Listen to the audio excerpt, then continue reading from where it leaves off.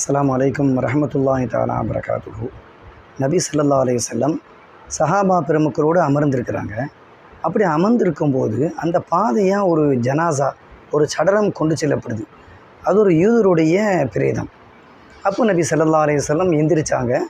சஹாபா பெருமக்களையும் எந்திரிக்க சொன்னாங்க. எந்திரிங்க அப்படின்னாங்க. அப்போ சஹாபிகள் கேட்டாங்க, யா ரசூலல்லாஹ், அது யூதருடைய ஜனாசா தானே, அதுக்காக நம்ம எந்திரிக்கணுமான்னு கேட்கும்போது, இறந்த மையத் அது ஒரு கண்ணியமான ஒரு மனிதர், அவருக்கு நம்ம மரியாதை செலுத்தணும். ஒரு மனிதர் இறந்துட்டாருன்னா அவருக்கு மரியாதை செலுத்தக்கூடிய விஷயங்களில் எந்திரிச்சு நிற்கிறதும் ஒரு மரியாதை, அவருக்கு செய்ய வேண்டிய கடமை. அது மட்டும் இல்லை, எந்திரிச்சு நிற்கும்போது மரணத்தினுடைய சிந்தனை நமக்கு ஏற்படும், தீமைகளான பேச்சுக்களை விட்டு நம்மை தடுக்கும். எனவே மரணம் எங்காவது மூத்தை கொண்டு செல்லப்பட்டால், அந்த மையத்தை கொண்டு செல்லப்பட்டால் எழுந்திரியுங்கள், கண்ணியம் செய்யுங்கள் என்பதாக சொன்னார்கள்.